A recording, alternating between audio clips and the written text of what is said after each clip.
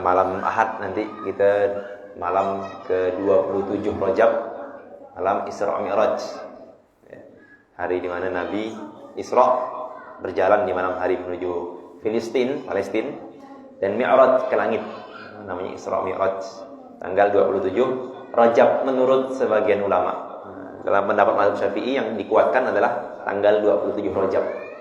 Tapi menurut ulama yang lain tidak Rajab. Ada juga ulama lain yang berpendapat Isra Mi'raj bukan di Rajab.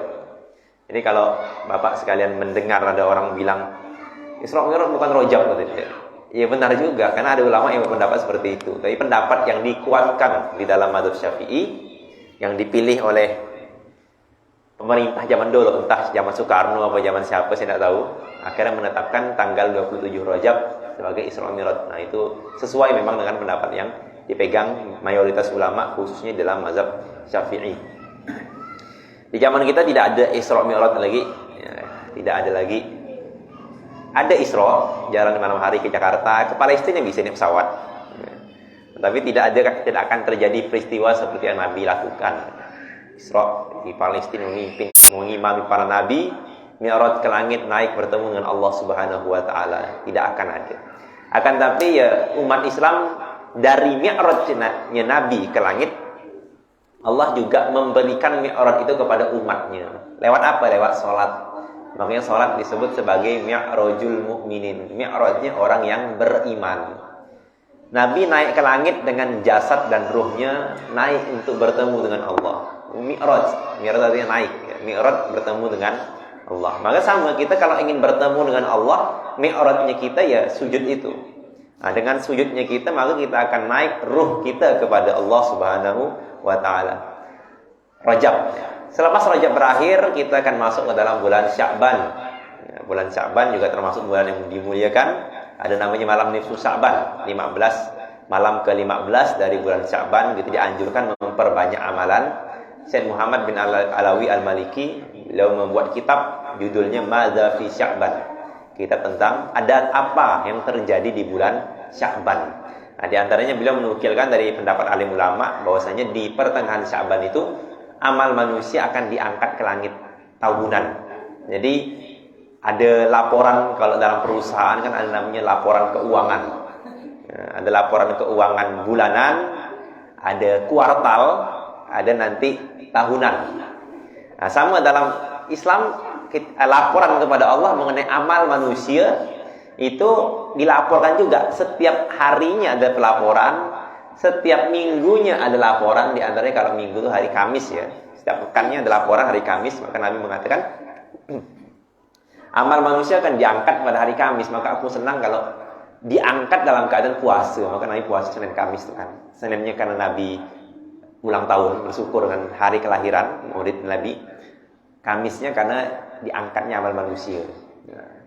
Kalau tahunan tadi ada nanti di dalam malam nisfu Sya'ban atau di 15 Sya'ban tersebut. Sehingga guru-guru kami dan para alim ulama banyak mengatakan kalau orang amalnya diangkat dalam keadaan baik, tahunannya itu diangkat dalam keadaan baik, maka di sepanjang tahun berikutnya pun dia akan tandanya dia ini akan mudah untuk beramal kebaikan. Nah, kalau dalam nisfu Sya'ban yang jelek nih, bisa jadi indikasi nanti jangan-jangan tahun yang depan itu jelek gitu. Makanya orang di malam nisfu Sya'ban itu memperbanyak amalan. Nah, jadi ya hidup manusia itu kalau kita ambil pelajarannya seperti itu. Seperti perusahaan yang kita omongkan tadi itu. Perusahaan itu kan ada dicek laporan keuangan ya kan. Ini bagaimana evaluasi keuangan perusahaan ini, bagus apa enggak, sehat apa enggak hutangnya, ada masalah enggak.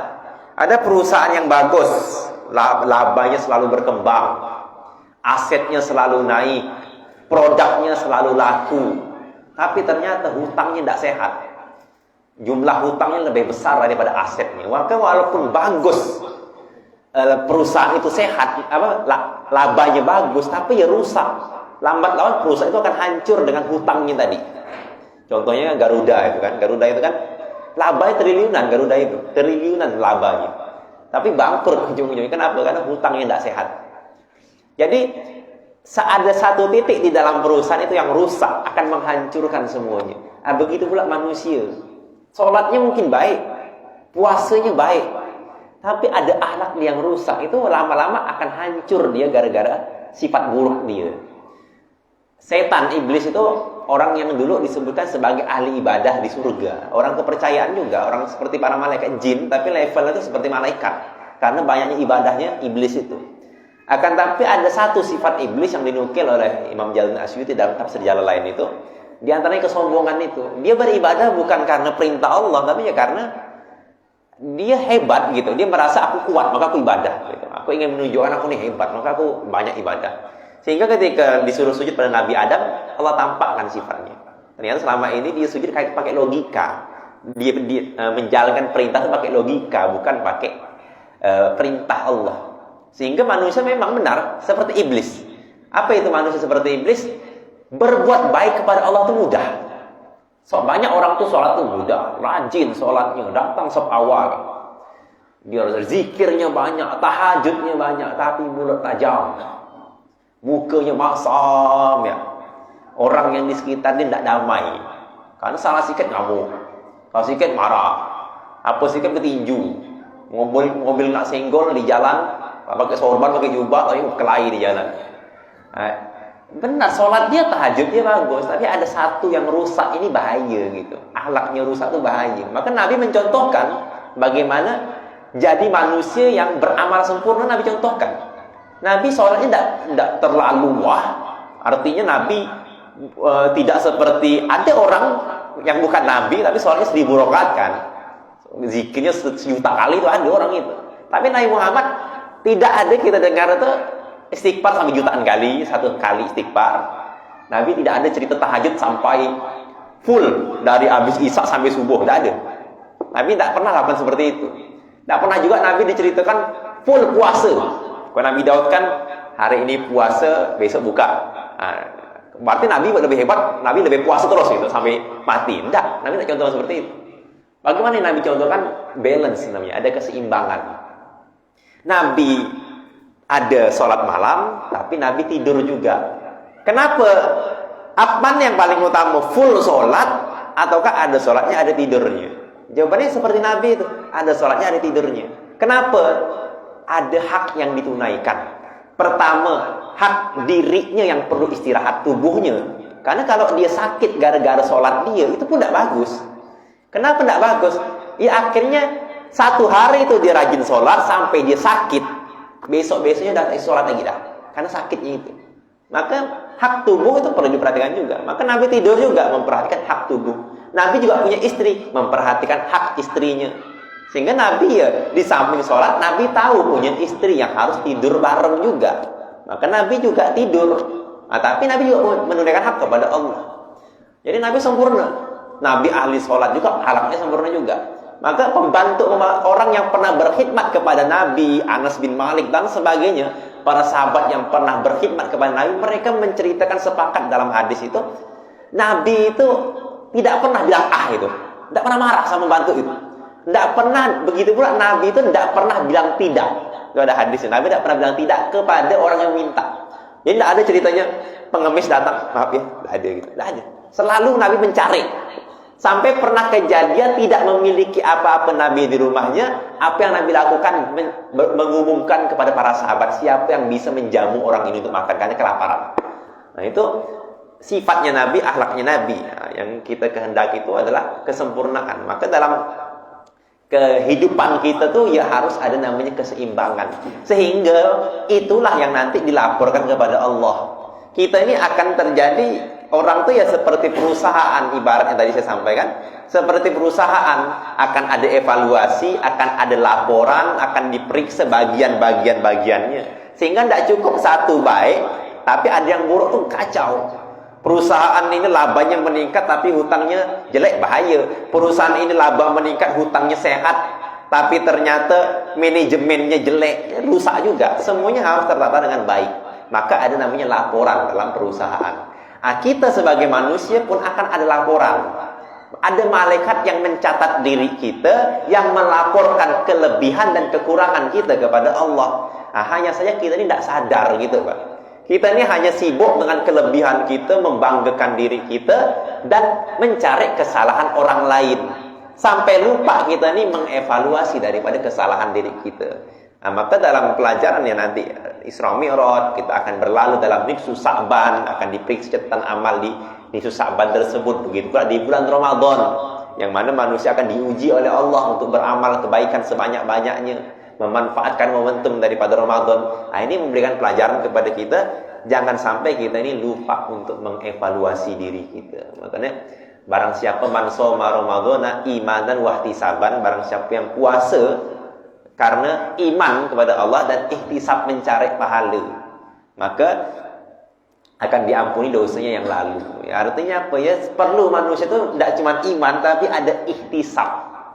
Ihtisab itu ya seperti muhasabah begitu. Muhasabah itu apa? Mengevaluasi diri. Nah, ihtisab itu mengharapkan pahala. Artinya apa ya?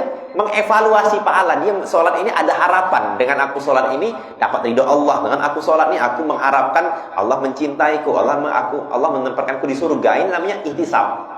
Dia ini dalam diri dia ini tidak cuma dia sholat karena iman, tapi dia juga berusaha dengan sholatnya ini, dengan puasanya ini, dia bisa meningkatkan kualitas diri dia, amalan dirinya, pahala-pahala yang ada di dalam dirinya. Ini yang kita inginkan dalam kehidupan ini, ada evaluasi.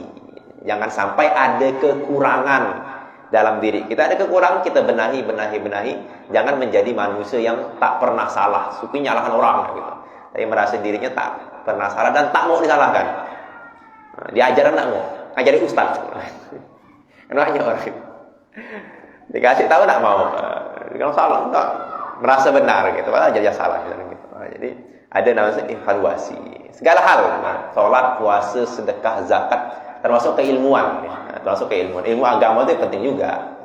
Orang kerja toh tidak ada ilmunya ya kuli, kerja tuh tidak ada ilmunya ya sedikit penghasilan dia. Nah, tapi kalau orang yang kerja pakai ilmu, pakai akal, pakai skill, maka dia jadi bos kan gitu. Nah, sama dalam agama juga sama. Kalau kita ibadah terus ya bagus gitu. Cuman ya nilainya tuh tidak, kualitas itu rendah lah gitu. Gaji pahala itu tidak seperti orang yang bekerja dengan ilmu. Nah, sama kita juga duduk di majelis-majelis ini, mempelajari tafsir Al-Quran ini, niatnya untuk mendapatkan ilmu gitu ya. Nah, maka itu pelajaran bulan Rajab, Sya'ban dan Ramadan yang akan kita lalui.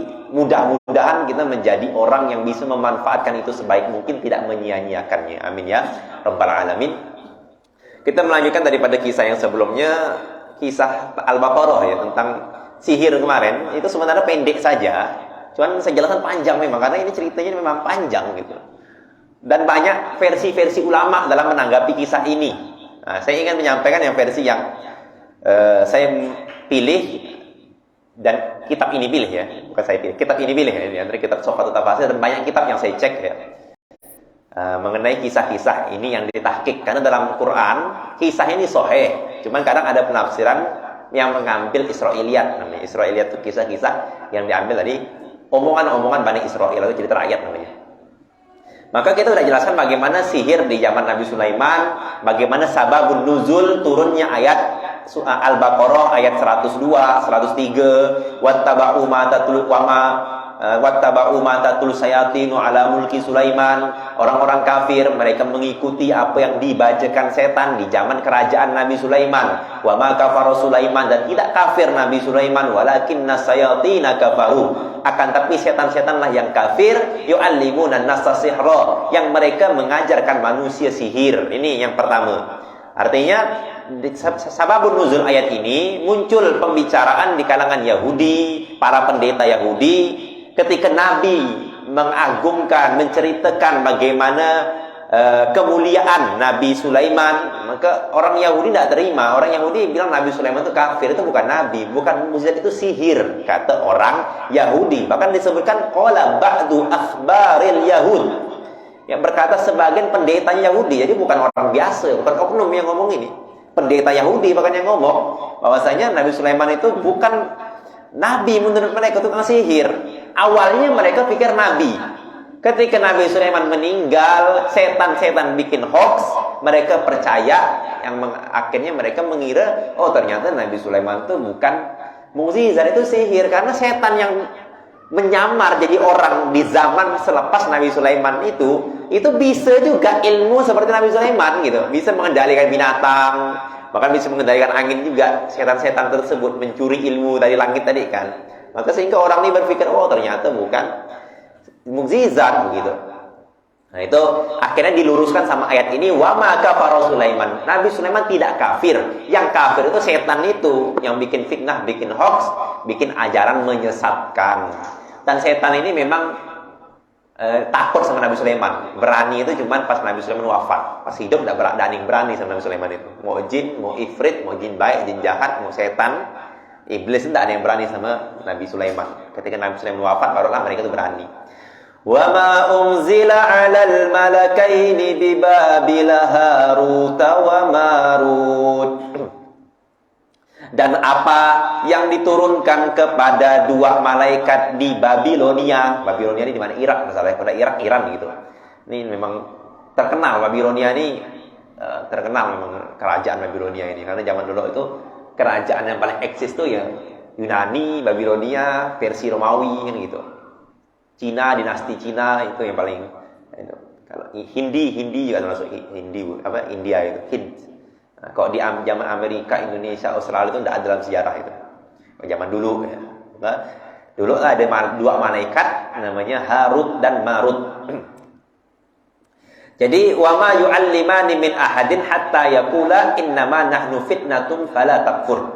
Dan juga kedua malaikat tadi, Harut dan Marut tadi, keduanya tidaklah mengajarkan sesuatu kecuali kedua malaikat Harut dan Marut itu akan berkata, nah innama nahnu fitnah, kami hanya cobaan, fala takfur, jangan kalian kafir. Fitnah itu bahasa Arab artinya cobaan, bukan tuduhan ya. Al fitnah asyaddu minal qatl, itu bukan fitnah bahasa Indonesia yang bermakna apa? Nuduh orang, bukan. Kalau nuduh orang itu tuhmah namanya. Tuhmah itu tuduhan atau suuzon gitu. Zon, persangka. Tapi kalau fitnah yang dimaksud dalam bahasa Arab itu cobaan, fatana. Cobaan. Maka kedua malaikat tadi mengatakan innama nahnu fitnah, kami hanya cobaan, fala takfur, kalian jangan kafir. Ini maksud ayat ini. Ada beberapa versi seperti yang saya sampaikan tadi. Ada yang mengatakan Harut dan Marut ini malaikat yang diturunkan ke bumi dan maksiat. Jadi malaikat-malaikat itu kan dulu pernah protes. Bagaimana Nabi Adam? Bagaimana khalifah bumi itu manusia? Manusia suka bikin kerusakan, suka membunuh orang, menumpahkan darah, berselisih dan lain sebagainya. Nah, maka ini saya sampaikan yang kisah Israiliyat ya, yang versi yang kedua ya. Sehingga dikatakan, oh, malaikat itu bisa seperti itu, bisa baik seperti mulia seperti sekarang itu, ya karena ndak Allah kasih namanya nafsu, ndak Allah kasih namanya perasaan seperti manusia yang nafsu, ada nafsunya, ada syahwatnya, ada egoisnya, ada marahnya. Sedangkan malaikat itu ndak seperti itu. Allah hanya memberikan malaikat itu sifat baiknya saja dan tidak ada nafsu seperti manusia. Kalau malaikat dikasih nafsu seperti manusia bisa lebih parah. Nah, itu menurut tafsiran yang kedua ya, bukan yang saya pakai tadi ya. Nah, maka akhirnya gini saja, dites. Dua malaikat diturunkan, namanya Harut dan Marut. Malaikat ini dikasih seperti manusia, fasilitas seperti manusia, namanya nafsu. Manusia itu ada fasilitas yang Allah berikan, namanya nafsu. Fasilitas itu tuh kecil ya barang sebenarnya tuh. Nah, tapi kalau barang itu udah menguasai manusia, yang kecil itu udah bisa hilang pikiran manusia. Ya kan, banyak tadi ada zaman sekarang pelecehan dan lain sebagainya. Kenapa? Gara-gara satu barang itu. Kalau dipotong selesai dah barang itu sebenarnya, namanya kebiri kan namanya. Kalau dipotong itu selesai dah. Kucing tuh begitu, kalau belum dikebiri itu diam, nafsu. Tapi kalau dipotong tenang gitu biasanya gitu. Nah, manusia juga sama, dikasih cobaan itu, barang itu namanya cobaan. Dia bisa menjaga farji dan apa, itu namanya cobaan. Maka malaikatnya dikasih nafsu seperti manusia, namanya Harut dan Marut. Ketika turun ke bumi, Harut dan Marut ini langsung ketemu perempuan yang cantik. Cobaan daripada Allah. Maka hati-hati kalau ketemu perempuan cantik. Bisa jadi itu bukan perempuan asli, itu cobaan. Dia pengen goda gitu. Banyak sekali kisah ulama itu disesatkan gara-gara perempuan gitu kan. Semua kita dilindungi daripada godaan perempuan ya. Kalaupun ada perempuan jadi istri gitu. Maka orang ketemu perempuan tadi, dia ajak nikah sama malaikat ini, langsung tergoda malaikat, lupa tujuan dia. Dia lupa tujuannya ke dunia itu ingin membuktikan diri itu malaikat, diri itu tidak akan berbuat jahat. Tapi sekali dikasih fasilitasnya itu, dikasih farji itu, Wah, lupa, hilang ingatan. Sementara kalau bahasa kita sih tidak farji, dikasih nafsu gitu, syahwat. Nah, maka langsung pengen sama perempuan tadi, suka dengan perempuan tadi. Perempuan itu tidak mau, alasannya karena perempuan tersebut bukan Islam, gitu, non Muslim. Nah, maka terjadilah singkat cerita ditolak sama perempuan tadi, maka terus Harun dan Marun ini berjuang untuk mendekati itu. Jadi memperjuangkan cinta. Yang akhirnya sama Harun dan Marun ini diperkosa perempuan tadi itu karena sering menolaknya. Akhirnya ketahuan sama orang, akhirnya diikat orang di sebuah sumur. Maka malaikat itu dihukum orang. Maka Allah menurunkan firman-Nya, kalian berbuat kesalahan pidana di muka bumi, pengen dihukum di dunia apa di akhirat. Karena malaikat Harut Marut ini memilih untuk dihukum di dunia. Maka mereka dihukum mati di dunia itu, Harut dan Marut. Dan membuktikan yang malaikat bisa lebih parah dari manusia kalau punya syahwat. Ini versi yang kedua tadi ya. Tapi versi yang pertama bukan seperti itu kisahnya. Itu versi-versi yang dibuat oleh Bani Israel, cerita Bani Israel. Bukan seperti itu. Karena cerita seperti itu cerita tidak beradab namanya. Karena malaikat itu memang sampai kapanpun alaiha malaikatun sidadun. Allah sediakan malaikat yang keras yang sidad di hari kiamat itu di neraka kan. Disebutkan sifatnya malaikat la ya'sunallah. Mereka tidak akan bermaksiat kepada Allah. Wa yaf'aluna ma yu'marun, dan malaikat itu akan senantiasa mengerjakan apa yang diperintahkan oleh Allah. Ya sampai kapanpun nabi dan para malaikat mereka semuanya maksum daripada dosa, tidak mungkin berbuat maksiat yang buruk seperti yang dikisahkan oleh kisah-kisah Bani Israel. Jadi kalau Bapak sekalian dengar kisah Bani Israel itu memang geleng-geleng kepala gitu. Orang Kristen bikin cerita dalam perjanjian lama atau perjanjian baru atau dimanapun itu. Mereka itu banyak sekali cerita itu yang seperti itu. Malaikat bikin dosa gini-gini, malaikat berzina, nabi berzina. Banyak sekali kisah nabi berzina di Injil itu. Termasuk kisah nabi. Saya pernah dengar itu, mereka tidak terima perjanjian lama itu gara-gara mereka itu tidak mengatakan Ismail itu bukan anak sah gitu. Daripada Nabi Ibrahim, anak sah itu Ishak. Jadi mereka itu kan, kalau kita ini Bani Ismail, orang Arab itu Bani Ismail. Kalau orang Yahudi itu kan Bani Ishak. Jadi mereka pikir itu Bani Ismail itu bukan anak sah daripada Nabi Ibrahim gitu. Oh, berarti anak sah zina kan begitu pikir. Parah sekali gitu. Sedangkan kita orang beriman ini beradab kepada semua nabi. Mau Nabi Isa, mau Nabi Ismail, mau Nabi Isa, Yesus itu. Ya kita beriman, tidak boleh kita ngolok Yesus, tidak boleh. Ngolok Nabi Isa itu tidak boleh. Orang beriman seperti itu. Maka kita kisah-kisah seperti ini para ulama menolaknya. Nah, lalu bagaimana kisah yang disampaikan para alim ulama yang sahih? Bahwasanya malaikat ini diturunkan ada kaitan dengan cerita Nabi Sulaiman tadi.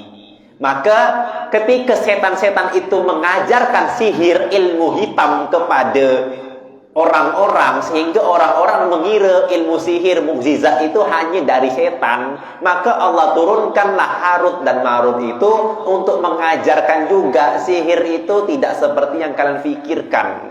Maksudnya bagaimana kalian harus tahu sihir itu seperti apa gitu. Jadi jangan sampai yang mengajarkan keburukan itu hanya setan gitu, hanya orang jahat. Orang baik pun disuruh mengajarkan keburukan. Agar apa? Agar kita tahu keburukan itu sehingga bisa menghindari. Ibaratnya orang apa namanya, preman, mantan narkoba kan mereka mengajarkan ganja itu manfaatnya begini kan begitu kan, mereka sering ngomong gitu kan. Nah, maka harus ada juga dari orang yang berpendidikan yang baik yang mengajarkan bahayanya daripada ganja seperti itu. Maka mereka orang lembaga pendidikan yang mengajar tentang ganja, sabu dan lain sebagainya, mereka bisa jadi mereka megang benda itu untuk mengajarkan cara buatnya begini agar apa? Agar polisi dan badan narkotika itu bisa mencarinya, siapa yang salah, siapa yang gini itu tidak bisa ditipu gitu, Pak. Kenapa? Karena mereka tahu. Kalau badan narkotika itu tidak tahu sabu kayak apa, ganja kayak apa, bisa jadi ketika bandar bawa sabu dibilang garam, percaya nanti ini. Kan gitu. Sabu bandar bawa apa namanya? Bawa sabu. Sama polisi yang meriksa itu, apa sabu? Bukan, ini merica ditumbuk katanya misalnya. Percaya deh, kenapa? Tidak pernah lihat. Maka diajarkan di dalam kepolisian, dalam bidang riset narkotika itu tentang narkoba diajarkan. Untuk apa? Agar kita tahu keburukan dan bisa menghindarinya dan bisa mencegahnya. Nah, sama itu yang diajarkan malaikat Harut dan Marut kepada orang-orang. Malaikat menunjukkan sihir itu begini. Kalian jangan terkecoh begitu. Jadi kalau ada iblis, setan, orang-orang jahat sana, dukun-dukun yang mengajarkan itu, jangan kalian ikuti. Karena ini buruk begitu. Nah, sedangkan iblis itu mengajarkan sihir begini, mereka tidak menyampaikan efek negatifnya. Mereka cuma bilang, kalau kalian belajar sihir, kalian bisa begini, bisa terbang, kalian bisa mendapatkan perempuan hanya dengan sebentar, sekejap mata begitu. Orang wah enak ya, seru ya, akhirnya mereka belajar sihir. Lupa ada efek sampingnya. Begitu pula kayak narkoba tadi. Diajarkan narkoba tuh gini. Lupa ada efek sampingnya, bahkan bisa menyebabkan orang itu mati kan gitu. Maka malaikat Harut dan Marut ini menyeimbangkan daripada pelajaran yang setan buat itu, sehingga Harut dan Marut ini mengajarkan sihir kepada orang-orang, tapi untuk ngasih tahu sihir ini tidak boleh kalian gunakan. Innama nahnu fitnatun. Kami ini adalah cobaan yang Allah berikan untuk kalian sebagai ujian. Fala takfur, jangan sekali-kali kalian kufur kepada Allah dengan menggunakan sihir tadi. Fayata'allamuna minhuma ma yufarriquna bihi bainal mar'i wa zawji. Mereka para setan itu mengajarkan, dan orang-orang buruk mengajarkan daripada keduanya. Sihir itu bisa menyebabkan orang itu yufarriquna bihi bainal mar'i wa zawji.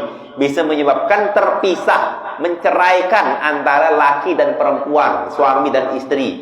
Suaminya ini cinta sama istrinya, tapi dipelet orang. Akhirnya setiap mandang istri itu tidak suka, benci, ya begitu. Nah, itu bisa jadi karena sihir gitu. Tapi jangan mudah percaya juga. Memang ilmu sihir itu paling banyak itu begitu, mengenai cinta, perasaan, bisa bikin pelet. Bisa bikin orang yang tidak suka jadi suka, orang yang suami istri yang saling jatuh cinta tiba-tiba saling membenci karena ilmu sihir begitu. Ya tapi jangan sikit-sikit yang disalahkan sihir, pelet macam-macam. Kalau istri tidak suka karena sifat kita, ya kan kita koreksi, kita habis kelahi, habis marah-marah, lalu istrinya juga marah, lalu dia malah nelpon ustaz habis itu, ustaz istri saya ini marah-marah, tolong ruqyah ustaz itu dia. Apa dulu masalahnya gitu? Karena memang ada, kalau ternyata dia baik-baik, romantis, baru nikah tiba-tiba berubah sifatnya, itu perlu dicurigai. Tapi kalau dia memang ada masalah, berkelahi, bosan macam-macam, itu yang salah ya bukan iblisnya, bukan sihirnya, dia seorang. Nah, iblis setan geleng-geleng kepala di belakang, kurang ajar aku disalahkan gitu. Padahal asal laki itu mau kawin lagi gitu dia. Kan banyak seperti itu. Wa ma hum bidarrina bihi min ahadin illa biiznillah. Dan tidaklah bisa membahayakan sihir tersebut, seorang pun tidak bisa dibahayakan kecuali dengan izin Allah. Wa yata'allamuna ma yadurruhum wa la yanfa'uhum. Jadi sihir tersebut, mereka ini mengajarkan sihir itu perkara, sihir itu perkara yadurruhum wala yanfa'uhum, perkara yang hanya bisa membahayakan dan tidak bisa memberikan manfaat. Ya, tadi kalau kita bahas narkoba ya begitu. Narkoba itu tidak ada baiknya, tidak ada manfaatnya sama sekali, hanya membahayakan. Tapi sama setan itu dikatakan itu bagus, nah, gitu kan. Nah, sama seperti narkoba dan lain sebagainya. Walaqad alimu laman istarahu ma lahu fil akhirati min khalaq. Dan sungguh mereka mengetahui laman istarahu ma lahu fil akhirati min khalaq.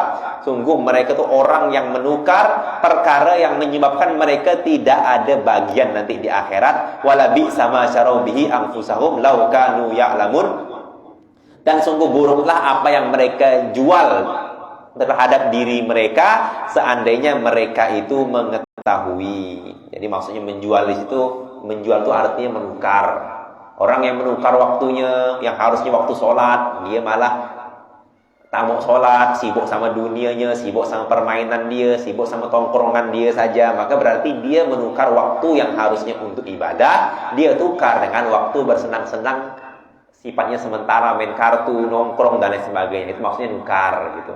Orang yang aslinya ini orang taat, rajin sholat, baik, tiba-tiba dia berubah jadi orang jelek. Berarti dia menukar hidup dia yang tadi untuk kebaikan jadi untuk keburukan. Nah, itulah sebabnya kenapa sering disebut amal ibadah itu pertukaran kepada Allah gitu. Nabi SAW bersabda dalam hadis riwayat Tirmizi, "Ala inna sil'atallahi ghaliyah." Ingatlah, perdagangan jual beli kepada Allah itu mahal. Wa ala inna sil'atallahil jannah. Dan ingatlah, jual beli dengan Allah itu dibalas dengan surga. Jadi hari ini ya manusia itu jual beli sama Allah. Ya, jual beli. Saya punya duit, ada 1 juta misalnya. Duit ini bisa saya foya-foyakan sebenarnya. Bisa saya gunakan foya-foya, makan yang enak, menjaminkan, pokoknya foya-foya lah. Tapi saya tahan duit tersebut, tidak saya pakai demi ganti HP baru yang udah rusak misalnya. Atau demi misalnya ganti kompor yang udah rusak misalnya begitu. Maka saya rela menahan duit foya-foya demi bisa ganti kompor atau ganti laptop untuk tugas misalnya begitu kan. Jadi itu gak dunia. Kita rela menahan waktu foya-foya, waktu main-main kita demi apa? Demi kita ni bisa membeli namanya surga. Makanya tak bisa kita gunakan duit kita 1 juta ini untuk foya-foya juga, untuk jalan-jalan juga, untuk ganti kompor baru juga, untuk ganti HP. Tak bisa. Harus ada yang dipilih salah satu, kan begitu. Dalam akhirat juga sama. Tak bisa. Di satu sisi kita foya-foya, di dunia bahagia, di akhirat masuk surga. Tak bisa. Orang kan pikir begitu. Muda foya-foya, mati tua kaya raya, mati masuk surga. Surga bapakmu berarti. Bukan surga Allah. Kata surga Allah tak bisa begitu, mahal. Namanya tukar beli itu ya harus ada yang kita korbankan agar bisa kita membeli barang yang mahal tadi. Maka orang yang kafir tadi, labi sama syaraubihi anfusahum, sungguh buruklah apa yang mereka beli untuk diri mereka.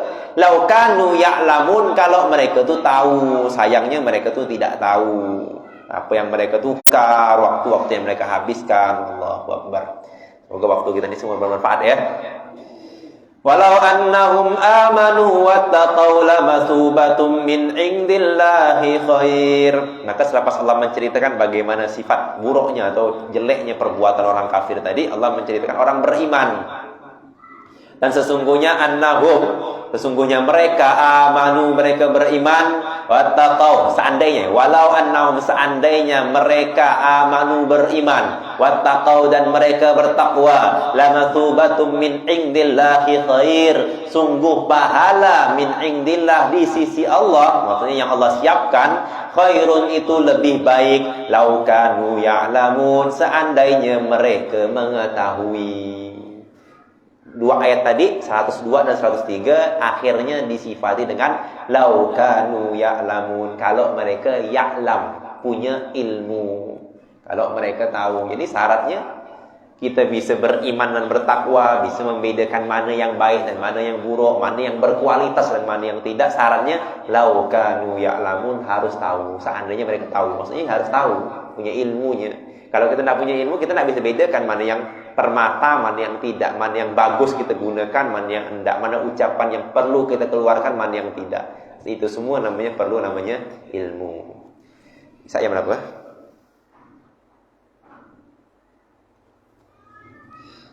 Sembilan 13. Ada pertanyaan sampai sini mungkin?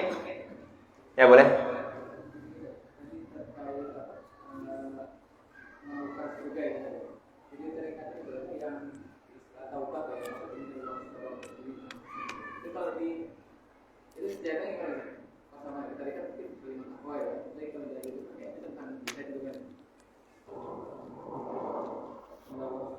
Innallaha ashtara minal mu'minina anfusahum wa amwalahum bi anna lahumul jannah. Sesungguhnya Allah Subhanahu wa taala memberi diri kalian dan harta kalian dengan surga. Kalau kaitannya dengan amwal dan anfus, diri dan harta, itu kaitannya dengan jihad. Biasanya seperti itu, di Quran seperti itu.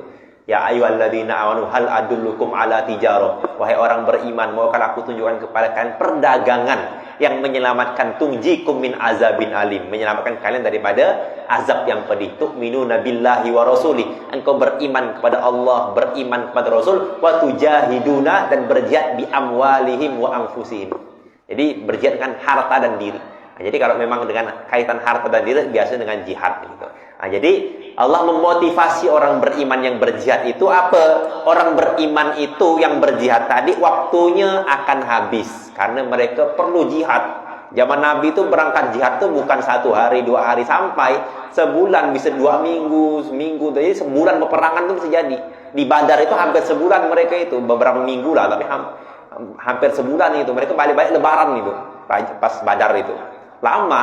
Nah, tapi jangan khawatir, Allah beli waktu kalian. Begitu pula diri kalian dengan surga. Kenapa? Karena orang jihad itu ya alamat, tidak kuping yang tertanggal, jari yang putus, tangannya yang putus, atau dia mati. Tapi walaupun mati jangan khawatir, Allah beli jiwa dan harta dengan surga. Ya, ada lagi pertanyaan? Ada pertanyaan lagi? Cukup insyaallah ya. Semoga apa yang kita pelajari bermanfaat. Tadi sampai